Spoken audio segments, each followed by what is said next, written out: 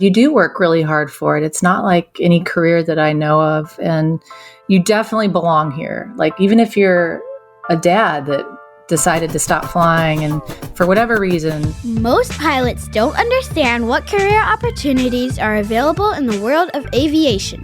They're making career decisions based on advice from friends or posts on internet forums, meaning they are taking huge risks with their livelihood without having all the details. This podcast was created to help you understand the aviation industry so you can find your dream job. Let's get ready for Pushback. Here's your host and my dad, Nick Fialka. Hey, pilot, what is going on? It's Nick, and I hope your day is crushing it. I hope your jobs are going great. Today, we are going to have a super interesting conversation with Marie Davis. Marie is an amazing woman, and I've met a few women like her in my life that have gone and become pilots and gone through the regular pilot life that we all go through, and started flying in the airlines, and then ended up having a family and decided that she wanted to take time off and raise her family and spend essentially a decade out of the cockpit raising up her kiddos and doing an awesome job. And then at one point she decides it's time to go back. She's got the bug. Once you get the bug, man, once you get in the air, you gotta stay in the air. Well, Marie worked her way back in. She became a simulator instructor, and then she got back in the aircraft, and she's kind of making her way through right now. It's a really cool story. She's such an inspiration, and it's just a testament to, even if you feel like at one point you're giving up on your dream, like, you can get that back. And she is tenacious, and that is so inspiring to me. I'm going to go ahead and apologize for my voice. I've had this cold for like 2 or 3 days, so I sound a little froggy, and you'll hear that on the episode. So you can just mute my parts and listen to Marie's parts. It's super compelling. So I hope you enjoy the episode. And last but not least, let's have a quick word from our sponsors, because without them, we wouldn't have this awesome podcast. Hey, pilot, it's Nick. I want to tell you about a great friend of the show, Timothy P. Pope. He's a financial planner, and he's completely focused on the professional pilot. He's the kind of guy you want to go to for real talk to help you figure out your financial future. With so many upgrades and so many transitions and so many things going on, you owe it to yourself to give him a call. He'll help you design and execute really smart financial planning strategies, whether it's retirement planning, investment management, military transition, tax planning. He's a great financial planning partner. Timothy P. Pope, CFP, helping professional pilots make the most out of life. Give him a shout. All the information's in the show notes. You should definitely tell him I told you to call.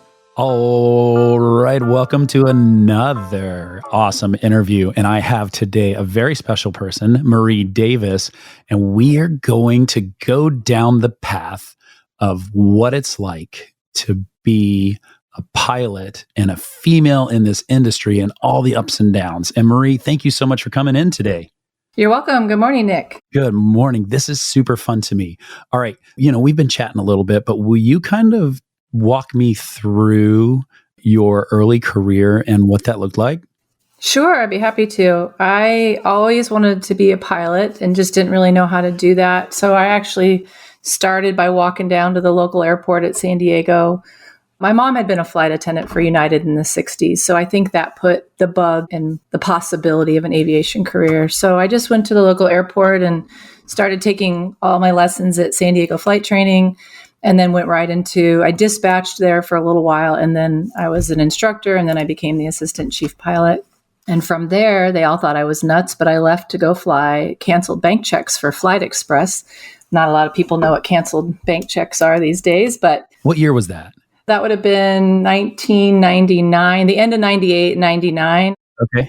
I quit my job just assuming I would get hired and flew out to Orlando and did a sim interview. Ernst Anderson was the director training there. He was amazing. He hired myself and a couple of our instructors. And so we were flying Turbo 210s based out of Cahokia, East St. Louis, doing a couple runs a day, packing 1,000 pounds of cargo, single pilot. It was the best experience. So that was the main reason I did it. And from there, Mesaba hired me. Wait, with canceled bank checks, Yeah. were you carrying a pistol or anything to like? No, No. it was just bags. I think it was bags. I don't remember it being boxes, but yeah, it was just a truck would show up, unload. I would load it in the plane and take off. And we had a schedule that we had to keep with. So it was great. It was where I learned the most confidence in my abilities. I learned what I didn't know and quickly figured out what I needed to know. So I'll forever think of that as the pivotal moment in my aviation career, just for learning. All right. And then I went to Mesaba. Growing up in San Diego, I wanted to have real weather experience. One level 1 thunderstorm in San Diego shuts down for instruction. So I got that at Mesaba, being based in Detroit. I'd never seen a green sky with thunderstorms. So I was a first officer there on the Saab 340, and then I upgraded, and then 9/11 happened. And it was just quiet. There wasn't a lot of flying. There was a lot of reserve. And then I had met exec jet pilots at the time at Little Rock Airport when I was sitting there, waiting for my next canceled bank check load. And they always seemed so happy and seemed like a fun adventure. So I ended up leaving Mesaba, got hired by exec jet, and stayed there for 7 years. Gosh, you're already moving around. Like you have welcome to the industry. Like keep jumping jobs. Yeah, well, it was the perfect time. I stayed 3 years. I meet my requirements. My word is my word. So I don't leave before whatever contract or agreement. I loved NetJets. That was a lot of fun. And then I got pregnant and had to quit due to migraines that I got because of pregnancy.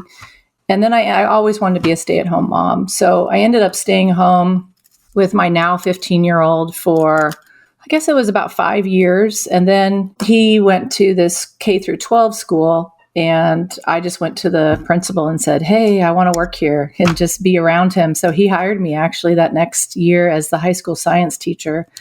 And so every day I'd get to go to school with my son and take him home. And then the next 3 years I served administrative, like vice principal capacity. Oh gosh. So you're jumping into leadership now. That sounds like a pilot right there.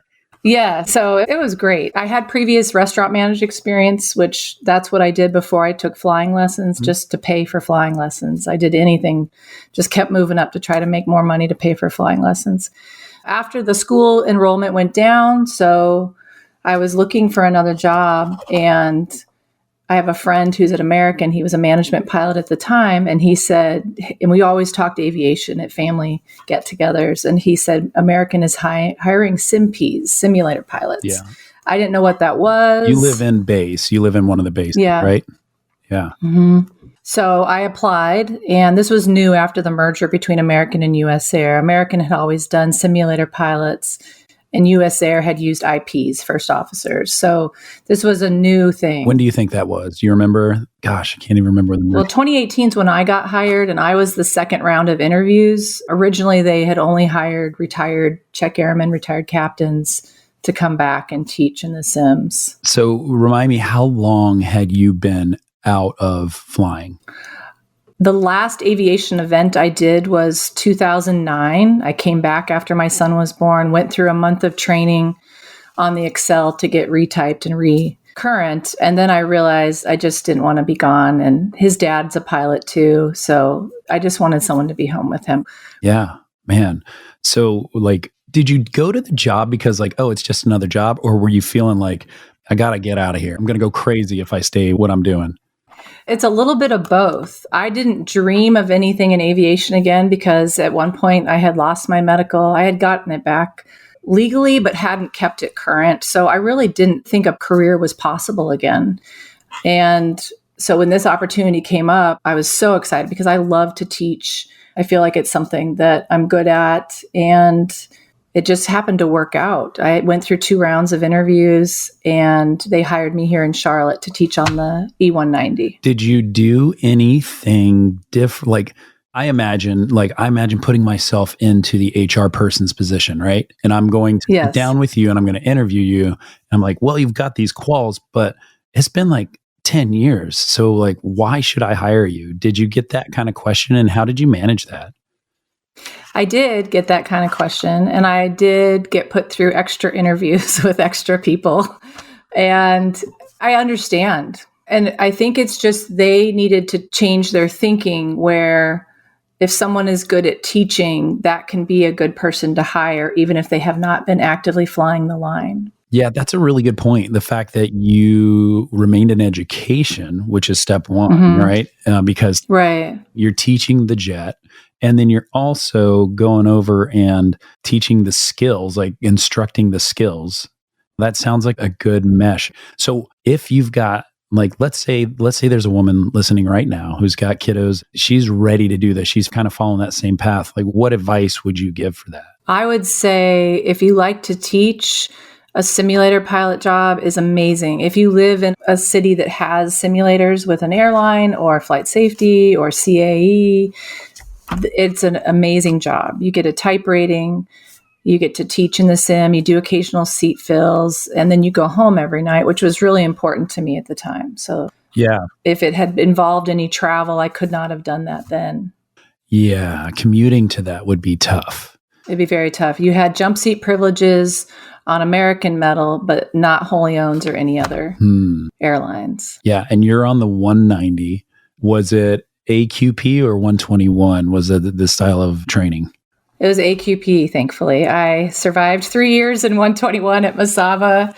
I do not miss those days. Yeah, right. I love everything about the human factors part of airline. And I assume 135 and other operators now that we're learning that humans are humans and we have to know about how they learn and how they retain information, with safety being the paramount goal and a foundation of everybody knows what the other person is doing. And there shouldn't be fear in training. I mean, a little bit of a healthy fear of doing well. That's appropriate. I've been terrified for 22 years. Right. I can't even sleep at night before a sim event, a check event. Yeah, I used to be the same. Being a simulator pilot really helped me get over that. Now when I go into a sim, it's kind of my home away from home, so it helps. But I really have bought into made a mistake, I'll do better, because you want to learn and move on. So that is something I've gotten a lot better at. Yeah, that's a really good point you bring up. Being able to like make an error, compartmentalize that error, flush it down the drain, and then just move on to the next thing. Like, hey, that V1 cut was not great. That's okay. Over the past 2 weeks, I was doing 20 of them. Let's go do another. Yeah. So that's huge. So for anybody that doesn't understand the difference, AQP is trained to proficiency. There's gates. There's only one check ride at the end. And the rest of it is we train until it's right. And then it's never perfect. It's just proficiency, not perfection. Yeah. And man, we could talk for 2 days about that. And maybe we will for sure. So you got on the 190, you got the job. First off, that had to feel amazing.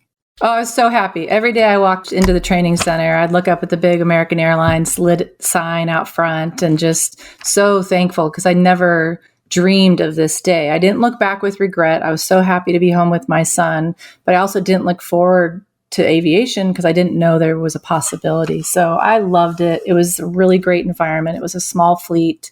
The other instructors and the check airmen and the fleet chief pilots, everybody just took me under their wing, and it really felt like a small family that I got to go to work with. Man, gosh, that's the fun part of what we do. And that's like the relationships that you build, first off, are lasting, and you probably still talk to a lot of those people. I do, yeah. Man, yes, I absolutely can identify with that. So how long did you spend doing that? I was on the 190 until the pandemic. Okay. And then they parked all the 190s. So from March to end of June or July, I was at home waiting. Were they still giving you a paycheck?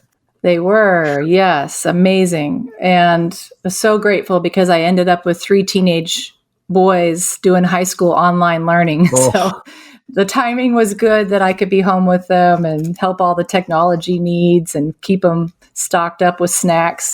I can barely do podcast interviews. I can't imagine going to school online. Oh, it was a lot. And then they put me through Airbus, which is the only fleet they have left in Charlotte for training. Awesome. So did you get typed in the 320? I did. Isn't that such a nice aircraft? It is. I'm one of those people that when I start a new airplane, I dump what I had before, and there's very little carryover. And so that really helped me, especially going to an Airbus, which you just have to unthink what you thought you knew about aviation and how a plane works. And I really enjoyed the Airbus. Every time I thought about what would I want it to do, I could usually get the right answer. Well, that's how it works, right? Is like you make a recommendation. You're like, hey, I want to go up. And then it looks around and it's like, oh, okay, I will let you go up. And then it makes Yeah. a move. And then you're like, I would like to turn left. And it thinks about it, and it looks around and identifies computers. All three of them talk to each other and they're like, okay, you can turn left. It's just making recommendations. You're no longer a pilot. You're an influencer, just like the kids. An influencer. That's funny. Yeah, of course, I never flew the actual Airbus, but probably, I don't know, 200 to 300 hours of seat fill time on events and check rides, everything but an LOE. So I really enjoyed doing that. That's awesome. I love that. So we did that for a period of time. What was next? Well, next was, I would have stayed there forever. I love teaching. I was very happy. I didn't think I could ever be a pilot again.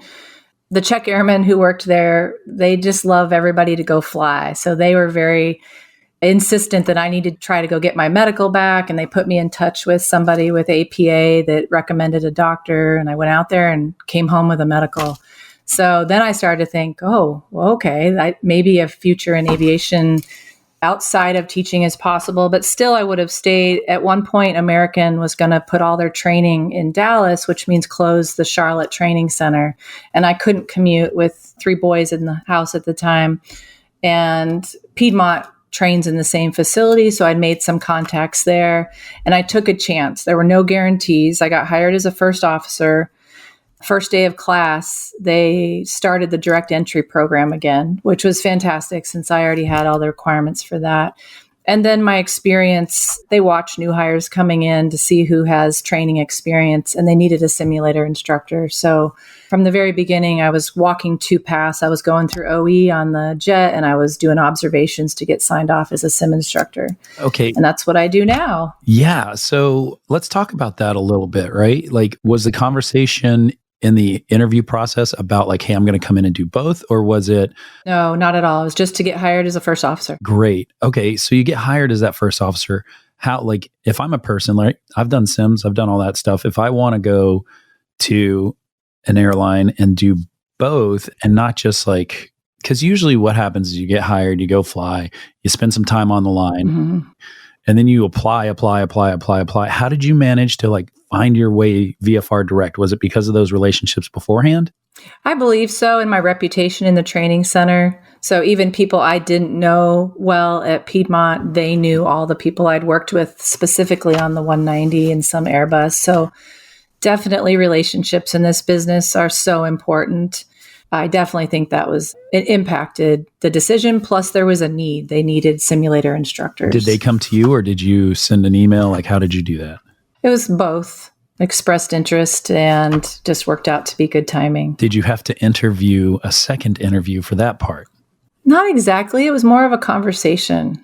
And really, I was vetted speaking to the other people I'd worked with, the other Czech airmen and my old bosses at American. And so my interview essentially was behind the scenes. Listen, for the pilot that's listening here, I want you to take away the fact that like, this is exactly what I talk about with networking and with the importance of relationship and not being transactional, being real and having people in your life, like not just like knowing people, but like having them in your life. And that, right. I'm sure that was the effect because the men and women that you work together, you love each other, you love, like you are this like little small family. And like, they're like, well, I'm going to take care of my family members. And that's how it goes. That was exactly it. So definitely those relationships are two-way, but also timing is everything in this business, as you know. Gosh, is it? It worked out well. And if somebody did not have those prior relationships or experience, you can still get into the training department. It just takes a little more time for them to get to know you. And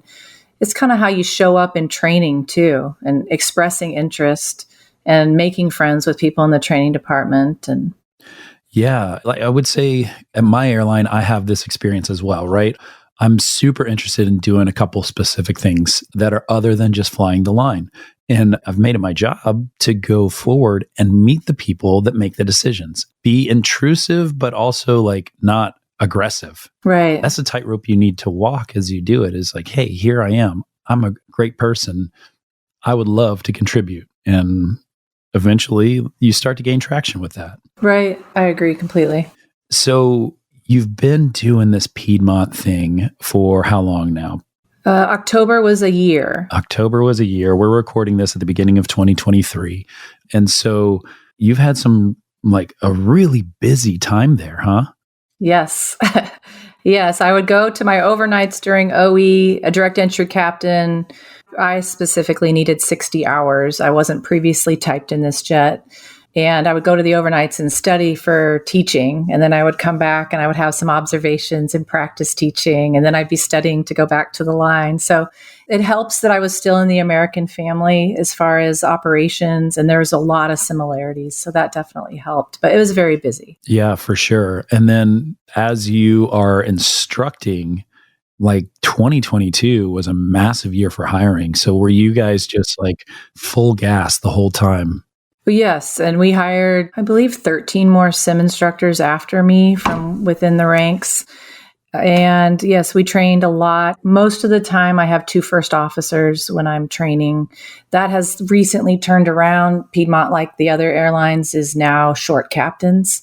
And so they've slowed down the first officer training unless they're high time. Yeah. And we're seeing more direct entry captains, more upgrades. That to me is really interesting about kind of the state of the industry, right? Because yes, all the airlines, especially the regionals, had hired a lot of people and first officers to fill up that first officer bucket. But you can only have so many first officers before the rest are not doing anything. Correct. So you've got enough people flying, then you've got a bucket of people like sitting reserve, but you can't have too many people on reserve because then you're just wasting money. Right. There's the tension of, I need captains because a lot of these captains get pulled away to get hired by a major airline. And so you've got this, it's almost a 2-to-1 fill for captains to first officers. And so you start to have this vacuum, but you can't make a new first officer until they have 1,000 hours of 121, right? Correct. And that's where the dilemma came in. And you said captains were getting hired. We're seeing certainly a large handful of first officers get hired directly by legacy carriers. Yeah. So now you're looking, every regional is looking to fill up those people that can roll right into a captain role. And the only way you can roll into a captain role is 1,000 hours of 121 time. So that means you're jumping from usually some other regional or something to that nature, right? Correct. Until recently, they just changed the rules. The FAA reinterpreted. So if this is the same for Piedmont, I would assume it's the same for every regional. It's 950 hours to start class, I think is what our website says. And now your 135 passenger carrying time counts and your 91K. So if anybody has any corporate people flying, as long as there's one person on board, that time counts towards upgrade. So that's a big change. Yeah, for sure. So 135 is charter, and then 91K is like NetJets. The fractionals. Yeah, NetJets and the other ones. Yeah. So it's so interesting to me to watch this as this rope stretches and gets tight and and starts to fray. Like, what are the things that the companies can do? Because everybody, first thing they did, right? Everybody bumped up their pay. Everybody right. You got the check airman at Piedmont and Envoy making like $400 something an hour and crushing it. And by God, let's go. Right. And so that happened. And then everybody started matching. And everybody says they've got the highest industry pay and this, that, and the other. But really now what are this drive to get people other than the fact that you live in a base, right? Right. That's huge. Yes. And what's going to drive you to that airline? That is so interesting to me. And I could talk about it all day long. Right. How to choose the right airline. And yeah. I mean, there are factors. There's culture, there's training department, there's bases. And if you like a small airline, something like Piedmont is good.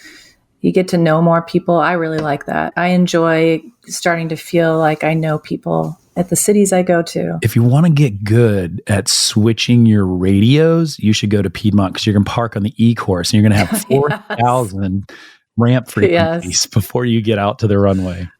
Yes, I try to help them at least have a handle on that before they go out to OE, because it's fast paced. And we tell the first officers, don't let your captain stop. So you got to be on the next frequency before they get to the spot. Yeah. And especially when you get to there's one point where 3 of them meet within 50 feet of each other and you're yes, it definitely was an adjustment. I didn't sit right seat ever, but even on the left seat, knowing which way to turn, it took a little bit of time. I need to get the president of Charlotte Douglas International on this show. And to explain the airport. yeah, put the screws to them.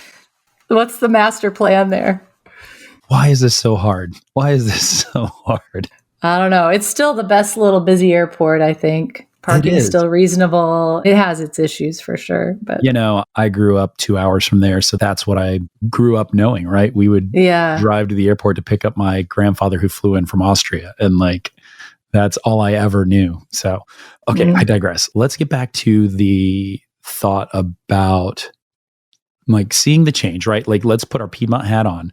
Right. And you're a Piedmont instructor and you see, you've seen FO, but now are you seeing captain? It's a lot of captains coming through training?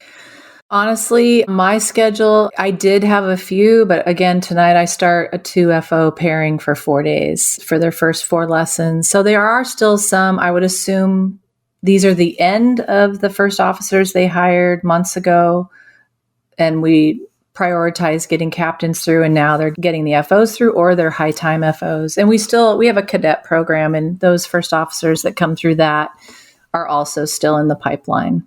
Yeah, for sure. All right. So to pivot a little bit, you've seen, I don't know, a couple billion students come through. I don't know. A lot. A lot.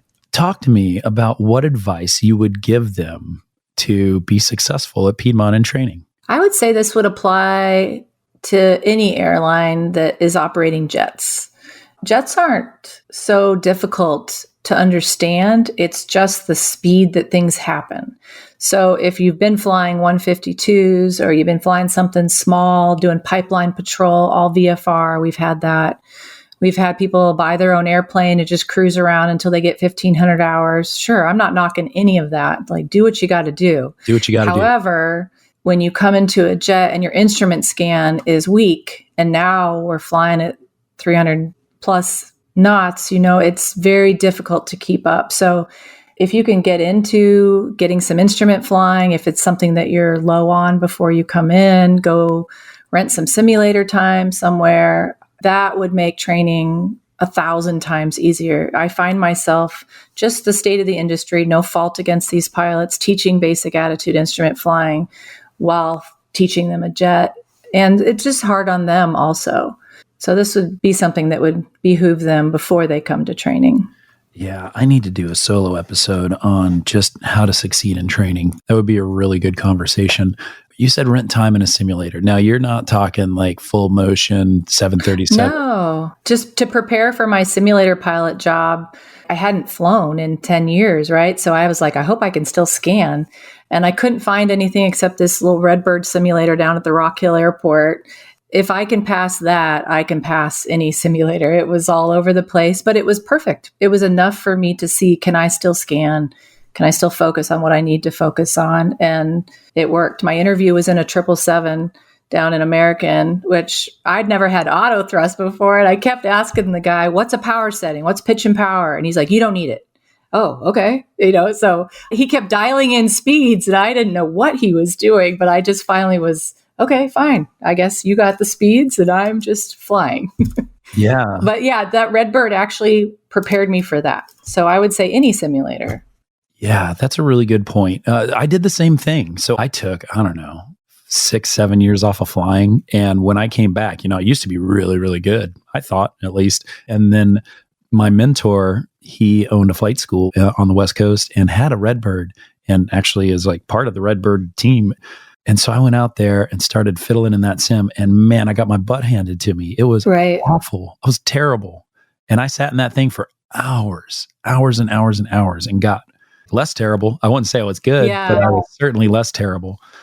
In training, you've got 2 parts, right? You've got the airmanship part, because you've got to put that aircraft in the air and you got to get that aircraft on the ground, but you also have the FMS. And that, you don't have that in your Cessna. That's for damn sure. Right. So definitely, anything you can do to prep in advance for those type of skills. And then, of course, once you're there, you spend the time. You spend the time chair flying. You ask for help. All the instructors are great. If any student ever says, hey, I need a little help, I'm like, let's meet early. I don't think there's any instructors that I work with that wouldn't respond the same way for somebody asking for help. I completely agree. Every airline I've ever been to, everyone, and that's been a lot. And Yeah. everybody, people in the training department usually have a big heart. And so Yes, I agree. that's what drives you there. That's so cool.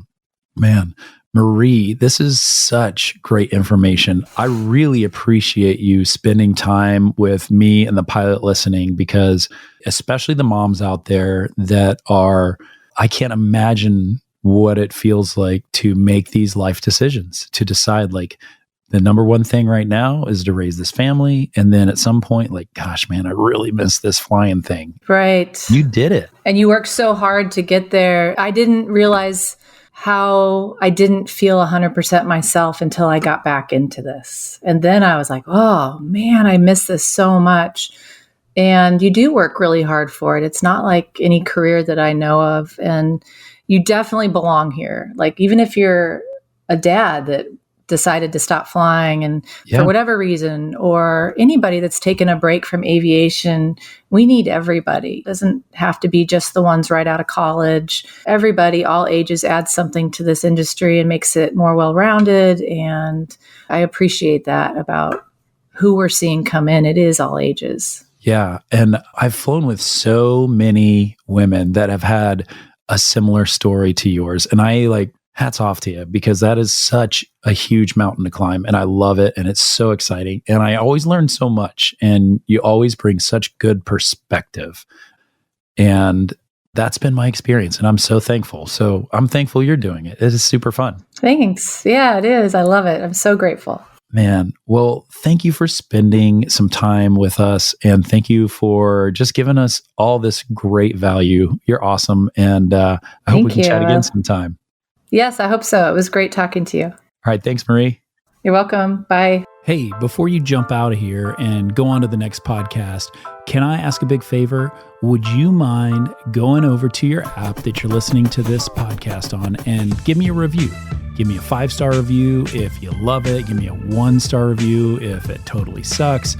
Put a comment in there, something that is helpful. It helps me. It helps get the word out there. It helps people find the podcast, and that's super cool.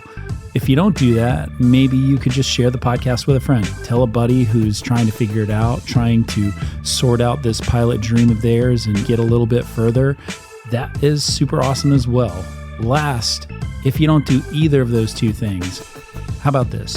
Find a way today to make yourself 1% better.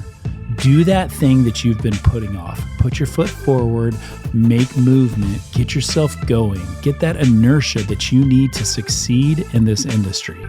So that's your choice. Leave a review, tell a friend, or make yourself better. Either way, it's all a good choice. And I'm super stoked you're listening, and I will see you on the next episode. The statements made on this show are my own opinions and do not reflect, nor are they under any direction from my employer.